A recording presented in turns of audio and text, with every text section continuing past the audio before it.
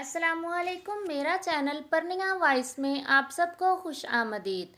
Sister, आपसे उम्मीद की जाती है वीडियो को लाइक करें और चैनल को भी सब्सक्राइब कर दें। शुक्रिया। आज मैं एक नावल के साथ आपकी हाजिर खिदमत हूँ। चलिए चलते हैं नावल की जानिब, जिसका नाम है सुन साइयाँ। सुना है महरोज शुजात आज अपने दोस्तों का मुंह मीठा करवा रहा है। रोमिया ने सफीना के करीब बैठते मतला किया, जिसने एक के बाद दूसरी निगाह रोमिया पर नहीं डाली थी। तुम पूछोगी नहीं वो क्यों मुंह मीठा करवा रहा है। अंदाज खोजता हुआ था। मुझे क्या फ़र्क पड़ता है इसकी खुशी गमी से। सफीना ने बेनियाजी से शाने उचकाए। इसकी निगाह गैर इरादी तौर पर बाएं जानिब महरोज की जानिब उठी, जिसका चेहरा खुशी के भरपूर एहसास से जगमगा रहा था। तुम्हारी हंसी को बर्बाद होने में बहुत कम वक्त है, जी लो ये पल। सुनो फ्राज। रोमिया की पुकार पर सफीना ने चौंक कर इनकी जानिब देखा।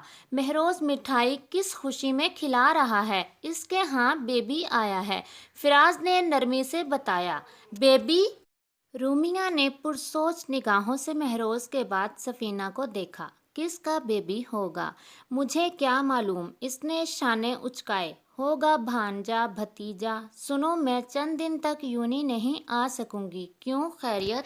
मामू आ रहे हैं, बमा फैमिली। इसीलिए इसके वालिदैन की डेथ हो चुकी थी। वो अपने नाना के पास रहती थी, जो रिटायर्ड जज थे। मैं तुम्हें मिस करूंगी सफीना। रूमिया ने इसका हाथ हाथों में लिया तो वो मुस्कुरा दी। मैं इसीलिए तुम्हारे इस प्रोफेशन के खिलाफ था। वादे के मुताबिक सैफुल मलूक गांव आया हुआ था। जब कासिम ने खुफगी से कहा, खानी और यावर इसके दाएं बाएं बैठे थे। मम्मा, बाबा, चाची, चाचू सब ही मौजूद थे, जबकि वो पिछले 10 मिनट से बाप के बाद अब भाई की डांट निहायत ताबेदारी से सर झुकाकर सुन रहा था। चेहरे पर नरम सा तासुर फैला था। वो कहीं से अखड़ मगरूर इंसान नहीं लग रहा था। जैसा कि वो जाना जाता था, इतने दिनों तक शक्ल भी नहीं दिखाते। मैं खुद सोच रहा हूँ, सैफ ने संजीदगी से कहते इन्हें हैरान कर दिया। सभी की निगाहें इसकी जानिब उठीं। तुम सच कह रहे हो? माहम भाभी ने बेयकीनी से पूछा। जी सच, मगर अभी 1 डेढ़ बरस नहीं। सुनो, तुम इसे क्यों नहीं ढूंढते बेटा? बाबा के कहने पर सैफ ने इन्हें देखा। ढूंढा तो उन्हें जाता है जो खो जाएं। वो तो मेरे सामने है। अगर मैं चाहूँ तो अगले 10 मिनट में इसे यहाँ ले आऊँ। शाहाना अंदाज में कहते सबको देखा, जो बाकायदा इसे घूर रहे थे। अब ऐसे देखने का क्या मतलब है? इसने मसनूई डरने की अदाकारी की। कासिम ने मोबाइल इसे खींचकर मारा, जो सैफुल मलूक ने महारत से कैच कर लिया। हमें क्यों नहीं बताया? क्योंकि मुझे मालूम था आप लोग इसे यहाँ लाने के लिए इसरार करेंगे, जबकि मैं मुनासिब वक्त का इंतज़ार कर रहा हूँ। और हाँ, कोई भी मुझे फोर्स नहीं करेगा। अगले रोज़ वो ऑफिस में बैठा फाइल देख रहा था। सामने LED पर कॉन्फ्रेंस की लाइव कवरेज चल रही थी। वॉल्यूम म्यूट था। PA अंदर दाखिल हुई। एक नज़र सैफ की मसरूफियत पर, फिर टीवी की स्क्रीन देखी, जहां इनकी पार्टी रुकन कॉन्फ्रेंस कर रही थी। सर, वॉल्यूम खोल दूं? क्यों, इसने मसरूफ से अंदाज में कहा। तभी एक जानी पहचानी आवाज़ पर निगाह उठाई, जहां वो गाजरी रंग की शार्ट फ्राक पाजामा में मलबूस सारी दुनिया से बेजार नज़र आ रही थी। सवाल ये है कि आपके MNA साहिब कोई आला अरफा हस्ती तो नहीं, बस हम जैसे आम इंसान ही हैं। तो वो इतने मगरूर क्यों हैं?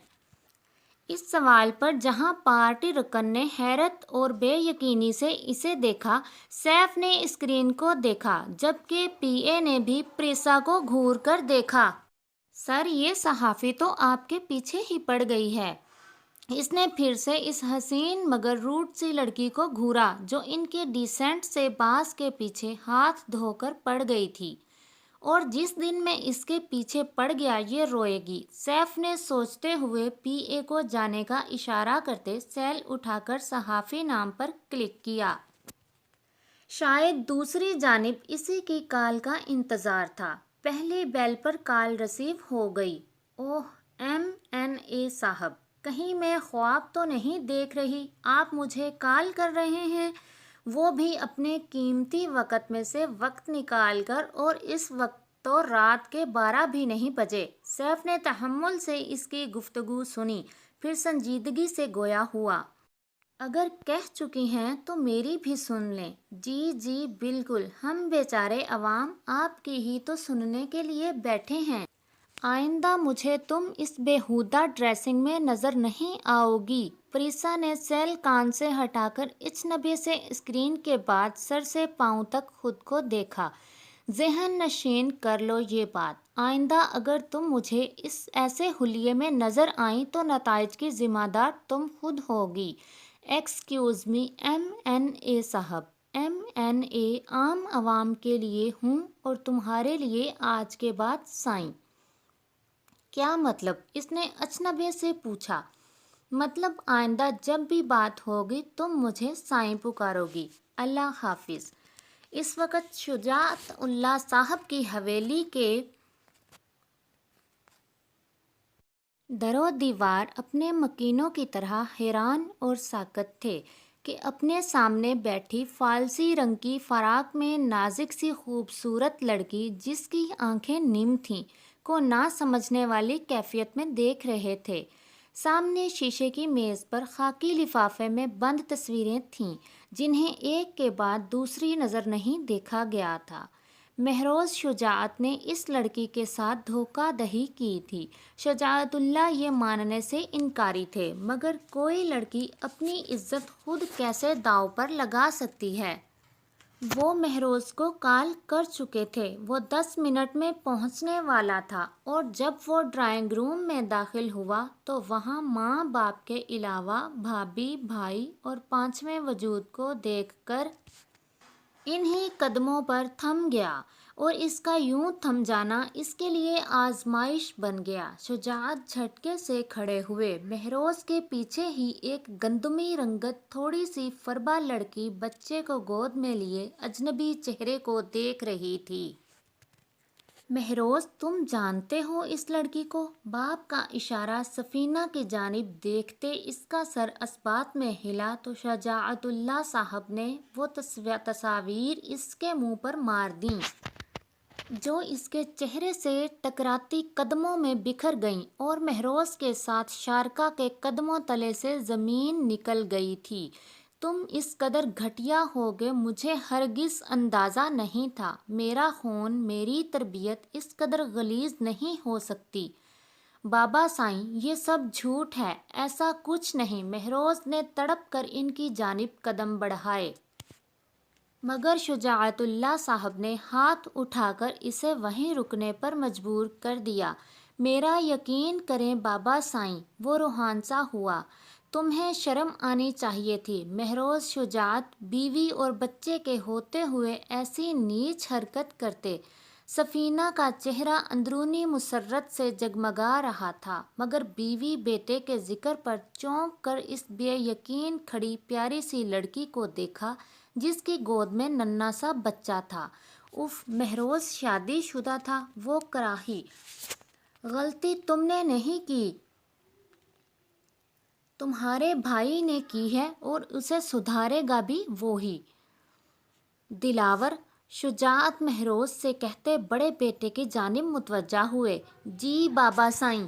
بیٹی سے اس کے گھر کا پتہ لو اور ان کے سرپرستوں کو لے کر یہاں آؤ۔ شام کو مہروز کا نکاح ہے۔ ان کے فیصلے پر وہاں موجود سبھی لوگوں پر حیرت کا پہاڑ ٹوٹ پڑا تھا، جبکہ سفینہ کا وجود زلزلوں کی زد میں تھا۔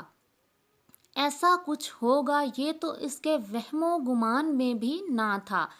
ہارون صاحب کی منت سماجت کے بعد سیف ایک بار پھر سے انٹرویو کے لیے مان گیا تھا، اور پریسا آج ہارون صاحب کی فرمائش پر لائٹ سے میک اپ اور جیولری میں عام روٹین کی نسبت بہت پیاری لگ رہی تھی۔